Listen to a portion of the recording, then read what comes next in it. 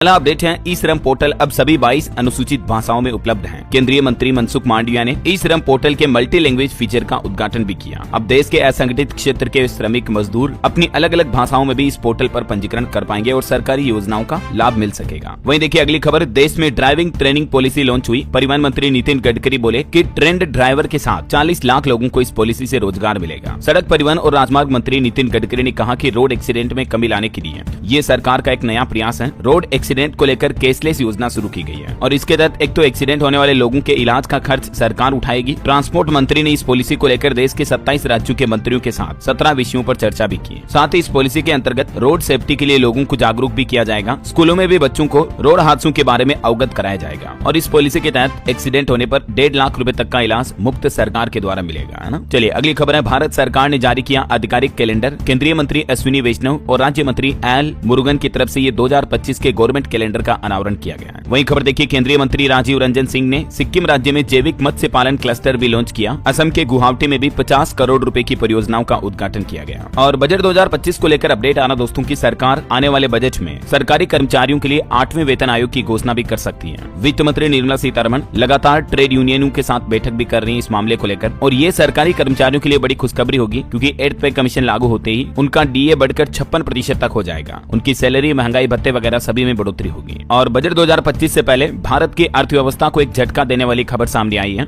अभी हमारे देश की जीडीपी ग्रोथ 4 साल के सबसे निचले स्तर पर आ सकती है। हालिया लेटेस्ट रिपोर्ट में अनुमान लगाया गया दोस्तों कि मैन्युफैक्चरिंग और इन्वेस्टमेंट घटने से देश की जीडीपी ग्रोथ रेट 6.4% ही रहने का अनुमान है, जबकि 1 साल पहले ये अनुमान 8.2% तक था। ये ग्राफ के चार्ट में आप देख सकते हैं 5 सालों में भारत की अर्थव्यवस्था का हाल कुछ यूं रहा। चलिए अगली खबर देखिए, देश की राजधानी दिल्ली में चुनाव की तारीखों का ऐलान हो चुका है। 5 फरवरी को मतदान होंगे और 8 फरवरी को रिजल्ट आएगा। चुनाव आयोग ने कहा कि नेता राजनेता चुनाव प्रचार के दौरान अपनी भाषा का ख्याल रखें। और दिल्ली में विधानसभा चुनाव के ऐलान के साथ ही अभी आदर्श आचार संहिता भी लागू हो चुकी है। आचार संहिता लागू होने के क्या क्या प्रावधान है, मतलब इस समयावधि में दिल्ली में ये नियम लागू रहेंगे। और चुनाव में जीत के बाद जुलूस वगैरह को लेकर भी चुनाव आयोग ने गाइडलाइन जारी की है। राजनीतिक पार्टियों और प्रत्याशियों के लिए भी ये नियम कानून कायदे लागू रहेंगे। दिल्ली विधानसभा चुनाव के सभी इलेक्शन सिंगल फेज में होंगे, मतलब एक ही चरण में वोटिंग होगी 5 तारीख को, अगले महीने 5 फरवरी को। नतीजे 8 फरवरी को आएंगे। नामांकन 10 से 17 जनवरी के बीच होंगे और भी ये कुछ तारीखें आप देख सकते हैं। और ये दिल्ली में चुनाव का अनाउंसमेंट होने के साथ ही मतदाता जागरूकता ऑनलाइन क्विज का आयोजन भी होगा 21 से 23 जनवरी तक। चुनाव आयोग की तरफ से नई पहल की गई है और चुनाव आयोग का ये भी कहना कि दिल्ली में इस बार 2 लाख से ज्यादा मतदाता पहली बार वोट करेंगे, तो गर्भवती महिलाओं के लिए भी खास सुविधा रखी जाएगी वोटिंग के दौरान। और दोस्तों दिल्ली चुनाव के लिए केजरीवाल ने भी एक खास प्लान बनाया है। रेवड़ी पर चर्चा नाम से एक नया अभियान शुरू किया जाएगा। हर बूथ पर 12 कार्यकर्ताओं की टीम इस अभियान का प्रचार करेगी। और चुनाव की घोषणा के साथ ही दिल्ली में कुछ बड़े ऐलान भी किए गए। अब मजदूर और कैब ड्राइवरों का भी होगा घर, 25% तक छूट मिलेगी। डीडीए ने 3 नई आवासीय स्कीम भी लॉन्च की है। डीडीए यानी दिल्ली विकास प्राधिकरण की तरफ से ये नई आवासीय योजनाओं का अनाउंसमेंट किया गया। और दिल्ली के बाद चंडीगढ़ में भी मेयर चुनाव की घोषणा हो चुकी है। 24 जनवरी को ऐतिहासिक वोटिंग होगी। इसके अलावा यूपी की मिल्कीपुर सीट पर भी उपचुनाव के लिए 5 फरवरी को वोटिंग होगी। 8 को नतीजे आएंगे। ये बाई इलेक्शन होंगे। ओके, तो ये तो इलेक्शन वगैरह को लेकर अपडेट रहे। चलिए अब अपन आगे बढ़ते हैं खबरों में। देखिए हमारे देश के पूर्व राष्ट्रपति प्रणब मुखर्जी का दिल्ली में ऐतिहासिक स्मारक बनाया जाएगा। केंद्र सरकार की तरफ से ये बड़ा ऐलान किया गया, तो उनकी बेटी ने केंद्र सरकार का पीएम मोदी का आभार भी जताया। और वहीं खबर है, सुप्रीम कोर्ट ने कहा कि राज्यों के पास फ्रीबीज के लिए पैसा है लेकिन जजों की सैलरी और पेंशन के लिए नहीं है। मांग हो तो वित्तीय संकट का हवाला देने लगते हैं। दरअसल आपको पता होगा आजकल तो चुनावी माहौल के दौरान राज्य सरकारें पैसे बांटने का ही ऐलान करती हैं। फ्री की रेवड़ी, मतलब हर महीने 2-2 हजार देंगे, 3-3 हजार, 10-10 हजार देंगे, है ना। तो राजनीतिक पार्टियों नेताओं के इस ऐलान पर सुप्रीम कोर्ट ने कहा कि राज्यों के पास मुफ्त में देने के लिए तो पैसे हैं लेकिन सेवानिवृत्त न्यायाधीशों के लिए नहीं है। तो इस बात को लेकर सुप्रीम कोर्ट ने टिप्पणी भी की। चलिए अगली बड़ी अच्छी खबर देखिए दोस्तों, भारत में एआई इनोवेशन को अब गति मिलेगी। क्लाउड एआई बिजनेस में $3 अरब का निवेश करेगी माइक्रोसॉफ्ट कंपनी। अभी एक दिन पहले आपको पता होगा माइक्रोसॉफ्ट के सीईओ सत्या नडेला ने पीएम मोदी के साथ मुलाकात की थी और इसी दौरान उन्होंने ये बड़ी घोषणा की है। माइक्रोसॉफ्ट कंपनी भारत में क्लाउड एआई बिजनेस में 25,722 करोड़ का निवेश करेगी और ये $3 अरब के निवेश से देश में तकरीबन 1 करोड़ से भी ज्यादा लोगों को रोजगार मिलेगा। एआई ट्रेनिंग दी जाएगी। ये 2030 तक के लिए माइक्रोसॉफ्ट का एडवांटेज इंडिया प्रोग्राम नाम से एक बड़ा ऐलान किया गया निवेश को लेकर, है ना। वैसे तकनीक का एक अनोखा प्रयोग भी देखिए दोस्तों, हमारे देश में पहली बार संपत्ति विवाद के मामले में हाईकोर्ट ने एआई चैट जीपीटी का इस्तेमाल किया और सटीकता के बारे में तुरंत जवाब भी मिला। देखिए ये पहली बार पंजाब हरियाणा हाईकोर्ट में एआई यानी आर्टिफिशियल इंटेलिजेंस का इस्तेमाल किया गया। अदालत ने ये प्रॉपर्टी विवाद केस में ChatGPT की मदद ली। चलिए अगली बड़ी खबर आ रही दोस्तों, चाइना में जो अभी नया वायरस फैल रहा है HMPV, जिसके मामले अब तो भारत में भी सामने आ चुके हैं। कर्नाटक, तमिलनाडु, गुजरात के बाद महाराष्ट्र में भी HMPV वायरस ने अपनी दस्तक दी। महाराष्ट्र के नागपुर में 2 संदिग्ध मामले सामने आए। अभी तक कोरोना वायरस जैसे इस नए HMPV वायरस के भारत में टोटल 8 केस सामने आ चुके हैं। महाराष्ट्र, कर्नाटक, तमिलनाडु में 2-2 और पश्चिम बंगाल, गुजरात में 1-1 मामला सामने आया है। केंद्र सरकार ने सभी राज्यों से कहा कि निगरानी बढ़ाएं। ऐसे में दोस्तों भारत में बढ़ते इन HMPV वायरस के मामलों को लेकर ऐसी खबरें चल रही कि क्या फिर से लॉकडाउन लगेगा, क्योंकि कोरोना वायरस के 5 साल बाद चीन से ये फिर से बुरी खबर सामने आई है। बताया जा रहा कि चाइना में तो HMPV वायरस के चलते अस्पताल और कब्रिस्तानों में भी भीड़ बढ़ गई है। तो जैसे ही सोशल मीडिया पर लॉकडाउन वापस ट्रेंड हुआ तो हमारे देश के स्वास्थ्य मंत्री JP नड्डा भी बोले कि ये वायरस कोई नया नहीं है, चिंता ना करें, क्योंकि इस वायरस की खबरों के बाद लॉकडाउन फिर से लगने की बातें सोशल मीडिया पर चर्चा में हो रही है। इसलिए देश के स्वास्थ्य मंत्री की तरफ से ये आश्वासन दिया गया। HMPV वायरस को लेकर स्वास्थ्य मंत्रालय ने सभी राज्यों को सलाह दी और कहा कि लोगों को संक्रमण से बचाव के लिए जागरूक करें, लोगों में डर पैदा ना हो। कुछ अलग अलग राज्यों के हालात देखिए आप। राजस्थान में पहले से ही एक्टिव रहा है ये चीन का खतरनाक वायरस। HMPV के पिछले साल भी 71 केस मिले थे, लेकिन मौत एक की भी नहीं हुई थी। यूपी की योगी सरकार ने भी एक नया प्लान बनाया है। HMPV वायरस को लेकर अलर्ट जारी हुआ। वाराणसी एयरपोर्ट पर अब यात्रियों की स्क्रीनिंग होगी। HMPV को लेकर अलर्ट पर अब चिकित्सा विभाग। इधर बिहार सरकार ने भी एडवाइजरी जारी की, कहा कि अगर इस वायरस के केस बढ़े तो अस्पतालों में फ्लू कॉर्नर बनाए जाएंगे, जहां स्पेशल मतलब इस वायरस के ही लोगों का इलाज होगा। यूपी की योगी सरकार ने चिकित्सा अधिकारियों के साथ तुरंत इमरजेंसी बैठक भी बुलाई और अधिकारियों को सख्त निर्देश भी दिए। यहाँ तक कि प्रदेश के कई जिलों में तो ये भी ऐलान हो चुका है, बिना मास्क पहने लोग बाग घर से बाहर ना निकले। ये मास्क पहनने की सलाह दी गई है तमिलनाडु के स्वास्थ्य एवं परिवार कल्याण मंत्री मां सुब्रमण्यम की तरफ से। छत्तीसगढ़ में भी HMPV वायरस को लेकर बैठक हुई। स्वास्थ्य मंत्री ने अफसरों को बुलाया, तैयारियों पर रिपोर्ट ली, क्योंकि पड़ोसी राज्य महाराष्ट्र में इसके केस मिल चुके हैं, तो इसीलिए कई राज्य सरकारें अलर्ट मोड पर हैं। और भी दोस्तों इस वायरस से जुड़ी ज्यादा जानकारी कि HMPV वायरस कितने घंटे तक जिंदा रह सकता है, इसके क्या लक्षण है, क्या सिम्टम्स है, क्या फिर से कोरोना जैसे लॉकडाउन जैसे हालात बन सकते हैं, इसको लेकर अगर आ रही दोस्तों भूकंप को लेकर, बीते दिन भारत समेत दुनिया के कई देशों में तगड़ा भूकंप आया। हजारों मकान जमीजौंद हो गए, हर और मलबा ही मलबा। 126 लोगों की जान जाने की खबर है। एक के बाद एक तकरीबन 150 भूकंप के झटके लगे। तिब्बत में यह खतरनाक भूकंप आया, तीव्रता रही 6.8 और इस भूकंप की वजह से कई बिल्डिंग्स गिर गई। 126 लोगों की अब तक जान जाने की खबर है। और पड़ोसी देश नेपाल में भी दोस्तों 7.1 तीव्रता का भूकंप आया, यहाँ भी 32 लोगों की जान जाने की खबर है। तिब्बत नेपाल के साथ भारत की भी धरती हिली। वैसे आपको बता दूं ये तिब्बत चीन का ही एक राष्ट्रीय स्वायत्त क्षेत्र है, जहां भूकंप से 126 लोगों की जान गई। और भी नेपाल, भूटान समेत भारत के उत्तराखंड, हिमाचल समेत कई राज्यों में इस भूकंप का असर देखा गया। नेपाल और तिब्बत सीमा पर भूकंप में जानमाल के नुकसान पर भारत सरकार ने भी शोक जताया। और हमारे देश की बात करें दोस्तों तो हिमाचल प्रदेश के मंडी में ये हल्के भूकंप के झटके लगे। रिएक्टर स्केल पर तीव्रता 3.4 रही। 5 किलोमीटर अंदर था भूकंप का केंद्र। बिहार में भी 11 घंटे में 3 बार भूकंप के झटके लगे। 9 जिलों में महसूस किए गए भूकंप के झटकों को। किशनगंज में तो झटकों के दौरान ट्रेनों को भी रोका गया। दिल्ली, उत्तर प्रदेश से लेकर बिहार, बंगाल तक भारत के भी कई राज्यों में कांपी धरती। हालांकि भारत में गनीमत रही दोस्तों की जानमाल का नुकसान नहीं हुआ। वैसे अभी जो तिब्बत में ये भयंकर भूकंप आया, इस घटना को नास्ट्रेडमस की भविष्यवाणियों से जोड़कर देखा जा रहा, जिन्होंने कई सालों पहले ये भविष्यवाणी की थी कि 2025 में कई बड़ी आपदाएं आ सकती हैं। और न सिर्फ ये भूकंप बल्कि सऊदी अरब में भी सच साबित हो रही है कयामत की भविष्यवाणी। सऊदी अरब के भी कई शहरों में अभी रेड अलर्ट जारी किया। भारी बारिश और बाढ़ की वजह से तबाही मची हुई है। इधर अमेरिका में भी बर्फीले तूफान की वजह से 5 लोगों की जान चली गई। तकरीबन 2.25 लाख लोग बिना बिजली के रह रहे हैं। अमेरिका में भी अभी भयंकर बर्फीले तूफान की तबाही मचाने की चेतावनी है। 6 करोड़ लोगों को अलर्ट जारी किया गया। लगभग 1450 फ्लाइट रद्द हुई। 11,000 उड़ानें देरी से उड़ी। यही वजह दोस्तों की इन घटनाओं को अब नास्ट्रेडमस की भविष्यवाणियों से जोड़कर देखा जा रहा है। चलिए अगली खबर देखिए। भारतीय मौसम विज्ञान विभाग अपनी स्थापना के 150 साल पूरे होने के मौके पर जश्न मनाएगा। देश भर में इसके कार्यक्रम होंगे।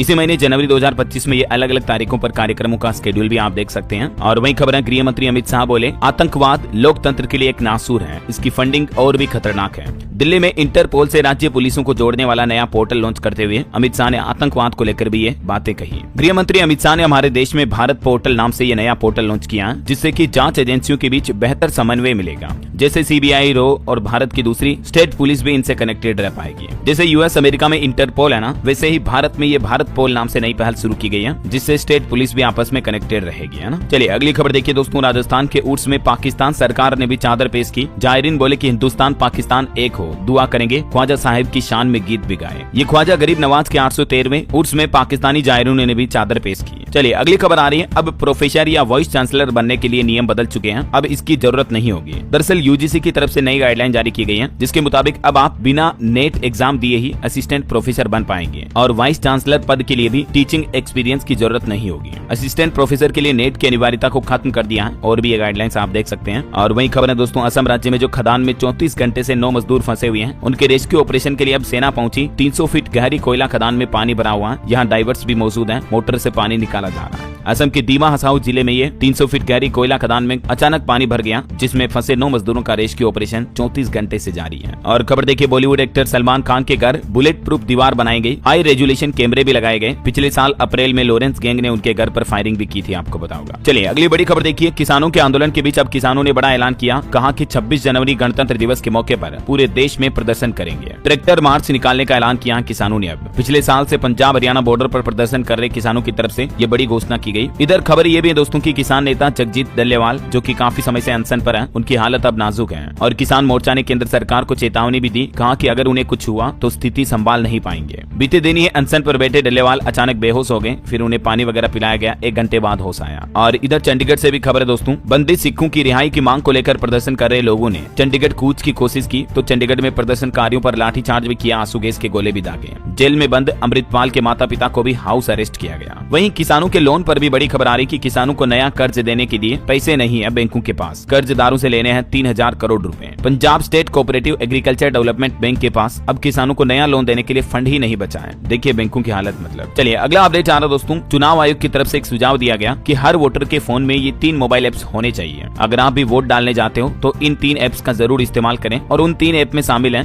VHA, सी विजिल और KYC ऐप। इनके क्या यूजेज हैं देख सकते हैं आप। चलिए बैंकिंग न्यूज से खबर आ रही है, नए साल में HDFC बैंक ने अपने ग्राहकों को बड़ी अच्छी खुशखबरी दी, होम लोन की EMI अब आपकी कम होगी। बात कुछ यूं है कि HDFC बैंक ने लोन की इंटरेस्ट रेट यानी ब्याज दरों में कटौती कर दी है। MCLR दरें घटाई जाएगी, 5 बेसिस पॉइंट की कटौती करने का ऐलान किया है HDFC बैंक ने, और ये घटी हुई ब्याज दरें कल 7 सितंबर 2024 से ही लागू हो चुकी हैं। इस कटौती के बाद अब HDFC की नई MCLR रेट्स क्या होगी, जानकारी आप देख सकते हैं। तो अगर आपने HDFC बैंक से होम लोन वगैरह लिया हुआ है तो हर महीने की आपकी EMI किस्त अब कुछ कम आएगी। और इसके अलावा दोस्तों पंजाब नेशनल बैंक ने भी नए साल पर ग्राहकों को बड़ा तोहफा दिया, FD पर इंटरेस्ट रेट की ब्याज दरों में बढ़ोतरी की है। PNB पर अब आपको अधिकतम 8.05% तक FD पर ब्याज मिलेगा। और भी PNB की अलग अलग टाइम पीरियड के अकॉर्डिंग FD की इंटरेस्ट रेट क्या होगी, जिसकी जानकारी भी आप देख सकते हैं, ठीक है। और इसके अलावा यूनियन बैंक ऑफ इंडिया की तरफ से भी करोड़ों ग्राहकों को बड़ा झटका दिया गया। यूनियन बैंक ने फिक्स डिपॉजिट पर इंटरेस्ट रेट घटा दी है, मतलब इस बैंक ने FD की ब्याज दरों में कटौती की है, उल्टा बढ़ाने की बजाय। तो इसके बाद यूनियन बैंक की अलग अलग टाइम पीरियड की FD रेट्स क्या होगी, ये भी आप टेबल में देख सकते हैं। ओके, अभी तो अपन दोस्तों कुछ और महत्वपूर्ण और काम की खबरें देखेंगे, लेकिन फिलहाल वक्त तो चला आज के ताजा मौसम समाचार जानने का। देखिए जम्मू कश्मीर के गुलमर्ग में बर्फबारी के बाद एवलांच की घटना देखी गई। 16 राज्यों में घना कोहरा छाने की चेतावनी। उत्तर प्रदेश में 25 फ्लाइट लेट हुई। राजस्थान के 20 जिलों में स्कूलों की छुट्टियां भी बढ़ाई गई। कुछ अलग अलग राज्यों के मानसून के हालात देखिए आप। मध्य प्रदेश में फिर से शीतलहर की चेतावनी, बर्फीली हवाओं से कांपे लोग। भोपाल में 6.5 डिग्री तक गिरा दिन का पारा भी। और इधर राजस्थान में भी कोहरे के कारण जयपुर में टेक ऑफ लैंड नहीं कर पाई फ्लाइट। 6 जिलों के लिए राजस्थान में अभी भी शीतलहर की चेतावनी, और 20 जिलों में राजस्थान में छुट्टियां भी बढ़ाई गई।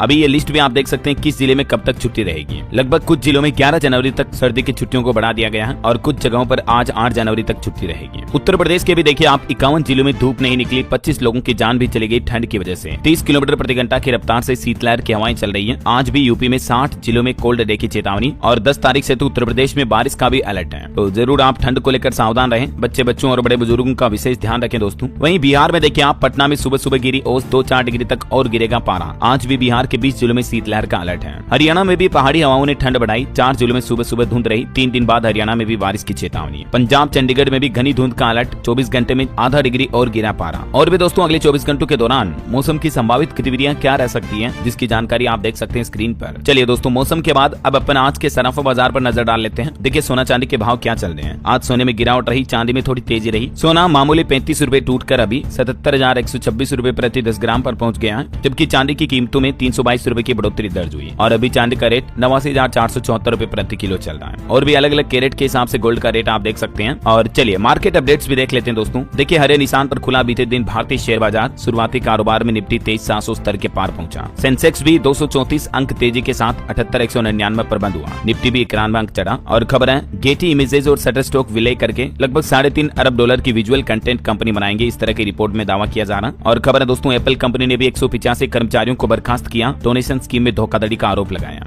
और क्रिप्टो कंपनी कॉइन स्विच ने शुरू किया 600 करोड़ रुपए का रिकवरी प्रोग्राम, साइबर हमले से प्रभावित वजीर एक्स के यूजर्स को होगा फायदा। और 2024 में ऑटोमोबाइल इंडस्ट्री से भी रिपोर्ट आ रही है कि खुदरा बिक्री में 9% की बढ़ोतरी हुई, दोपहिया वाहनों की बिक्री में भी 11% तक की बढ़ोतरी देखी गई। वहीं कारों को लेकर एक और रिपोर्ट देखिए आप, 2024 में 76% सेकेंड हैंड कार खरीदार पहली बार कार खरीदे थे और 60% महिलाओं ने भी ऑटोमेटिक हैचबैक कारों को चुना। और निवेशकों के लिए खबर है, इंडो फार्म इक्विपमेंट का शेयर 20% ऊपर 258 पर लिस्ट हुआ। वहीं खबर है, पेट्रोकेमिकल सेक्टर में भी अब अडानी ग्रुप एंट्री लेने जा रहा, इसके लिए थाईलैंड की इंडोरामा रिसोर्सेज के साथ अडानी ने पार्टनरशिप की है। और निवेशकों के लिए एक और खबर है, भारतीय स्टेट बैंक SBI ने भी हर घर लखपति स्कीम नाम से एक नई योजना शुरू की है। इसमें हर महीने दोस्तों 591 रुपए जमा करने पर आपको 1 लाख रुपए तक मिलेंगे। कैसे, कब तक, क्या, इस योजना ने दी हरी झंडी। आईफोन बनाने वाली पेगाट्रॉन इंडिया का खरीदेगी बड़ा हिस्सा। वहीं ओकाया ईवी ने भी रीब्रांडिंग के तौर पर अपना नाम और लोगो बदला, ऑटो एक्सपो में लॉन्च करेगी अपना पहला प्रोडक्ट भी। अब इस कंपनी की नई ब्रांड और पहचान OPG मोबिलिटी के नाम से होगी। और खबर है कि व्हीकल बनाने से लेकर स्क्रैपिंग तक हर स्टेक होल्डर की होगी जिम्मेदारी। 1 अप्रैल 2025 से एक नया नियम लागू होने जा रहा। ऑटो सेक्टर को लेकर ये बड़ी खबर सामने आई है। ऑटो कंपनियों के लिए केंद्र सरकार की तरफ से 1 अप्रैल 2025 से ये कुछ न्यू रूल्स एंड रेगुलेशंस लागू किए जाएंगे, जिसमें स्टेक होल्डर्स की भी जिम्मेदारी होगी। CPCB पोर्टल पर रजिस्ट्रेशन करना अनिवार्य होगा। और भी देख सकते हैं आप सरकार के इस नोटिस की जानकारी। वहीं खबर है दोस्तों, महिंद्रा कंपनी ने भी लॉन्च किया XEV9e और BE6 का नया वेरिएंट, पेक 3 के नाम से जाना जाएगा इन वेरिएंट्स को। चलिए खबर आ रही, भारत और मलेशिया के बीच सुरक्षा वार्ता हुई। NSA डोभाल और नुसीरवान ने रक्षा और आतंकवाद पर भी चर्चा की। और वहीं खबर है, 3 दिवसीय यात्रा पर आएंगे मालदीव के रक्षा मंत्री मोमून भी हमारे देश के रक्षा मंत्री राजनाथ सिंह से भी मुलाकात करेंगे।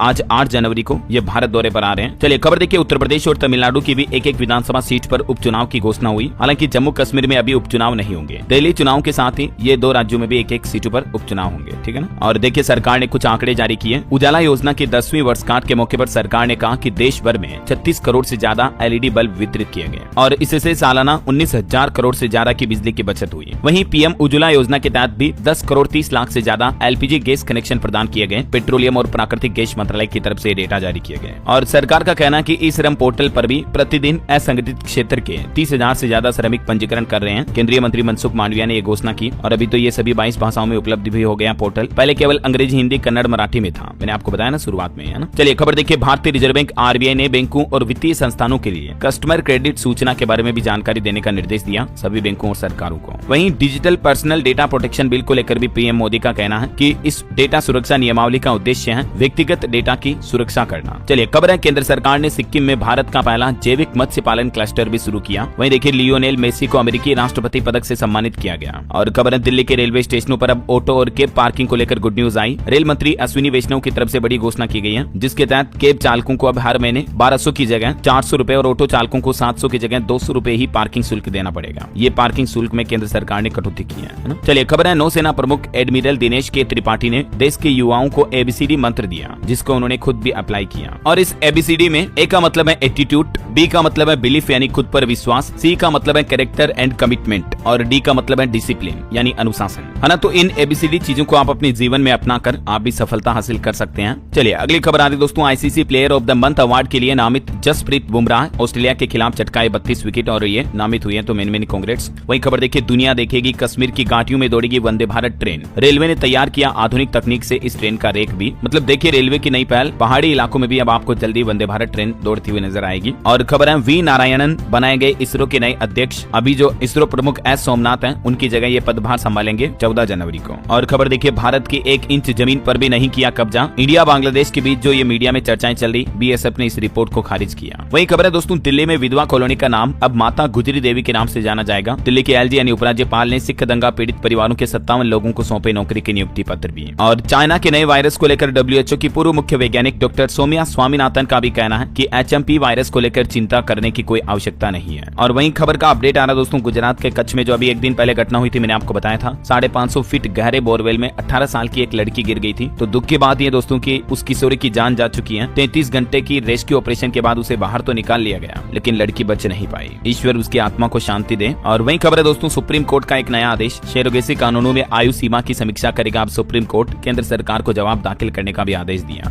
11 फरवरी को इस मामले पर सुनवाई होगी। और खबर है, गंगा सागर मेला में ममता ने बांग्लादेशी सीमावर्ती इलाकों में निगरानी तंत्र बिठाने की मांग की। महाकुंभ पर भी सरकार को घेरा। खबर है, पंजाब चंडीगढ़ में एडवाइजर का पद खत्म हुआ, अब उनकी जगह मुख्य सचिव होंगे। शहर में IAS की संख्या भी बढ़ाएगी। और उत्तर प्रदेश में भी भीषण ठंड के कारण यूपी के माध्यमिक विद्यालयों के समय में बदलाव किया गया। अब सुबह 10 से दोपहर 3 बजे तक ही खुलेंगे स्कूल। और एक रिपोर्ट सामने आ रही कि देश में प्रति व्यक्ति दूध उपलब्ध कराने के मामले में पंजाब राज्य पहले नंबर पर और राजस्थान राज्य दूसरे नंबर पर है। तीसरे नंबर पर हरियाणा है। वहीं सुप्रीम कोर्ट ने एक अहम टिप्पणी करते हुए कहा कि नशीले पदार्थ ले जाने वाले वाहनों को मुकदमे के बाद जब्त किया जाए, उन वाहनों को छोड़ा नहीं जाए। मतलब वैसे वाहनों को लेकर 1 अप्रैल से एक और नया नियम लागू होने जा रहा, हर गाड़ी पर फास्टैग लगाना अनिवार्य होगा। इस राज्य सरकार की तरफ से यह बड़ा फैसला लिया गया। महाराष्ट्र राज्य कैबिनेट ने नया आदेश जारी करते हुए कहा, अप्रैल 2025 से ही सभी वाहनों पर फास्टैग अनिवार्य होगा। मतलब टोल प्लाजा पर कैश विंडो ही बंद कर दी जाएगी। और अगर कोई वाहन फास्टैग नहीं भी लगाता है या फास्टैग में बैलेंस नहीं रखता है तो डबल जुर्माना आपको भरना पड़ेगा टोल टैक्स के रूप में। समझ रहे हो। चलिए खबर है, हरियाणा राज्य में भी 31 मार्च से पहले लागू हो जाएंगे तीनों नए कानून। मुख्यमंत्री नायब सिंह सैनी ने 10 जनवरी को इन कानूनों का रिव्यू करने का ऐलान किया है। वहीं मध्य प्रदेश में एक नई पहल देखिए, MP के शहरों में लगाए जाएंगे AQI डिस्प्ले बोर्ड, जिनके जरिए लोगों को उनके शहर के वायु प्रदूषण की रियल टाइम जानकारी मिलती रहेगी। और खबर है दोस्तों, आज प्रधानमंत्री नरेंद्र मोदी 8 जनवरी को आंध्र प्रदेश में आएंगे और कल 9 जनवरी को उनका उड़ीसा का दौरा होगा। यहाँ ग्रीन हाइड्रोजन हब लॉन्च करेंगे और प्रवासी भारतीय दिवस में भी शामिल होंगे। और दोनों राज्यों में कई नई परियोजनाओं का शुभारंभ, लोकार्पण और शिलान्यास भी करेंगे। लाखों करोड़ रुपए के नए प्रोजेक्ट शुरू होंगे यहाँ से। चलिए खबर देखिए, भारत के पहले आयुर्वेदिक डायग्नोस्टिक डिवाइस को मंजूरी मिली। इस डिवाइस की क्या खास बात है, जानकारी आप देख सकते हैं। वहीं बड़ी खबर आ रही है, अब तक का सबसे बड़ा डिजिटल अरेस्ट किया गया। MP के ग्वालियर में 32 दिन घर में कैद रहा एक BSF का इंस्पेक्टर और साइबर ठगों ने उस इंस्पेक्टर से 71 लाख रुपए वसूल लिए। ये आजकल डिजिटल अरेस्ट की घटनाएं काफी ज्यादा बढ़ती जा रही। मैं आपको आए दिन अलर्ट करता रहता हूँ इस बारे में, सावधान रहें आप। इस घटना के बाद मध्य प्रदेश के मुख्यमंत्री डॉक्टर मोहन यादव ने भी ये ट्वीट किया। ये डिजिटल अरेस्ट क्या है, देख सकते हैं आप जानकारी इसके बारे में। चलिए खबर है दोस्तों, 11 साल बाद आसाराम बापू को पहली बार सुप्रीम कोर्ट से जमानत मिली है। अब 31 मार्च तक इन्हें बेल दी गई है, यानी 31 मार्च तक ये जेल से बाहर रहेंगे। इन पर रेप के आरोप लगने के बाद जोधपुर जेल में ये सजा काट रहे हैं, लेकिन अब आसाराम बापू जेल से बाहर आएंगे। लेकिन एक शर्त पर कोर्ट ने इन्हें जमानत दी है कि ये अपने भक्तों से नहीं मिल पाएंगे। चलिए अगली खबर देखिए, पूर्वोत्तर में विदेशियों का आना अब आसान होगा, क्योंकि इस मामले में नागालैंड राज्य अब केंद्र सरकार से संरक्षित क्षेत्र परमिट हटाने की भी मांग करेगा। और खबर है दोस्तों, अमेरिका में ही करा सकेंगे अब वीजा का नवीनीकरण। US का ये पायलट प्रोजेक्ट काफी सफल रहा, भारतीयों को भी इससे फायदा मिलेगा। अमेरिकी सरकार की ये नई पहल है। और खबर है, तमिलनाडु में सिंधु घाटी सभ्यता से समानता के संकेत मिले। 120 दबे कलसों में से एक में मिला धान का भूसा 3200 साल पुराना। और खबर है कि भारत अमेरिका रिश्तों को और मजबूत करने का काम करेंगे, सुलीवन से मुलाकात के बाद बोले PM मोदी। वहीं देखिए, 4 धाम शीतकालीन यात्रा पर भी उत्तराखंड आएंगे प्रधानमंत्री नरेंद्र मोदी। मुख्यमंत्री पुष्कर सिंह धामी ने इन्हें आमंत्रित किया था। वैसे उत्तराखंड में राशन उपभोक्ताओं के लिए भी अच्छी खबर आई है, अब उनको राशन के साथ साथ सरसों का तेल भी दिया जाएगा। ये उत्तराखंड सरकार की तरफ से राशन कार्ड धारकों के लिए बड़ी घोषणा की गई है ना। और खबर देखिए, जन औषधि केंद्रों के माध्यम से नवंबर तक 2024 में 1255 करोड़ रुपए से ज्यादा की सस्ती दवाइयां बिकी। PMO की तरफ से आंकड़े जारी किए गए। और प्रधानमंत्री नरेंद्र मोदी ने यूरोपीय परिषद के अध्यक्ष का पदभार ग्रहण करने पर कोस्टा को बधाई भी दी। वहीं खबर है, दिल्ली में DGHS की महानिदेशक डॉक्टर वंदना बग्गा निलंबित हुई। स्वास्थ्य विभाग के उप सचिव ने जारी किया आदेश। झारखंड में भी 24 फरवरी से 27 मार्च तक बजट सत्र की शुरुआत होगी। हेमंत सोरेन कैबिनेट ने 9 प्रस्तावों पर लगाई मुहर। और देखिए, दिल्ली में कांग्रेस का नया पता, 15 जनवरी को सोनिया गांधी करेंगी इंदिरा भवन का उद्घाटन 9A कोटला मार्ग पर। खबर है, भारतीय उपभोक्ताओं के लिए रिलायंस ने पेश की नई एनर्जी ड्रिंक रस की ग्लूको एनर्जी के नाम से ये रिलायंस का नया कोल्ड ड्रिंक लॉन्च किया गया। और खबर है कि बिहार में खुलने जा रहा एक और नया मेडिकल कॉलेज, मुख्यमंत्री नीतीश कुमार जल्दी इसका उद्घाटन करेंगे। छपरा में ये अस्पताल खुलेगा, 500 बेड होंगे इसमें। और खबर देखिए, यूपी मेरठ की घटना, पतंग उड़ाने वाले चाइनीज मांझे से गला कटने से बाइक सवार की जान चली गई, साथ ही भी घायल हो गया। मैं आपको कहता हूँ ना, हर साल मकर संक्रांति पर इस तरह के कई मामले सामने आते हैं। अपने बच्चों को समझाएं प्लीज, कच्चे धागे से पतंग उड़ाएं, है ना। और खबर है दोस्तों, ट्रांसफार्मर बनाने के लिए अब हमारे देश में स्टील को आयात नहीं करना पड़ेगा। सरकार की तरफ से एक खास इंतजाम करते हुए PLI स्कीम को लॉन्च किया गया। स्टील मंत्री की तरफ से यह घोषणा की गई, देख सकते हैं आप। केंद्रीय उद्योग मंत्री HD कुमारस्वामी ने PLI योजना का 1.1 चरण लॉन्च किया, देख सकते हैं। चलिए यूपी महाकुंभ से जुड़े कुछ अपडेट देखिए दोस्तों। महाकुंभ में पुलिस ने शुरू की साइबर पेट्रोलिंग, 150 साइबर कोप तैयार हुए। अब तक 78 संदिग्ध वेबसाइट की जानकारी भी मिली।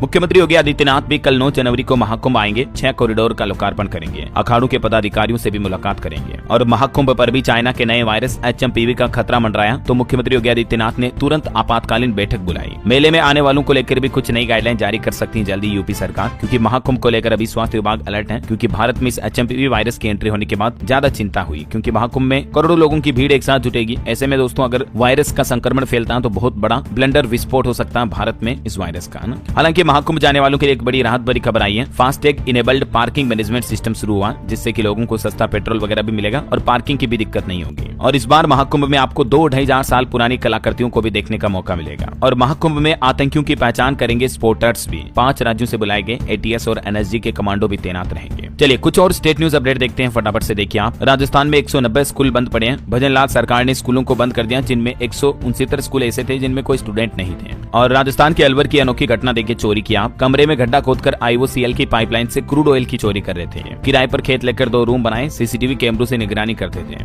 देखिए मतलब चोरी की हद हो जाती फिर। वही खबर है दोस्तों, राजस्थान के बॉर्डर एरिया में 500 से ज्यादा पशुओं की मौत हुई। बकरियों और भेड़ों में आजकल फड़किया नाम से नया रोग फैल रहा है, जैसलमेर के सीमावर्ती इलाकों में। और मध्य प्रदेश में खबर देखिए आप, पूर्व मिस इंडिया ने ग्लैमर छोड़कर सनातन की राह पकड़ी। जबलपुर में शंकराचार्य से इन्होंने गुरु दीक्षा ली। बोले कि रील नहीं बल्कि रियल लाइफ खूबसूरत होनी चाहिए। मिस इंडिया और मिस वर्ल्ड टूरिज्म रह चुकी इशिका तनेजा ने अब साध्वी बनने का फैसला किया है। और खबर देखिए, मध्य प्रदेश के युवाओं को सेना और पुलिस की ट्रेनिंग देगी MP सरकार। मुख्यमंत्री डॉक्टर मोहन यादव आज भोपाल में करेंगे पार्थ स्कीम की शुरुआत भी, और स्पोर्ट्स का प्रशिक्षण भी दिया जाएगा युवाओं को, है ना। और MP सरकार का कहना कि सब्सिडी का बोझ कम करने की कार्य योजना भी बनाए अफसर। मोहन यादव बोले कि जल्द बदलेगा बिजली कंपनियों का स्ट्रक्चर भी। ऊर्जा विभाग से भी प्रस्ताव मांगे। वहीं MP भोपाल में एक नया आदेश जारी हुआ, हर आयोजन के लिए पुलिस की परमिशन लेना अनिवार्य होगा। और देखिए मध्य प्रदेश में अतिथि शिक्षकों को 50% आरक्षण मिले, इस बात का विरोध किया जा रहा। सैकड़ों की संख्या में D.Ed B.Ed स्टूडेंट्स ने रैली निकाली और बोले कि रद्द किया जाए इस आदेश को।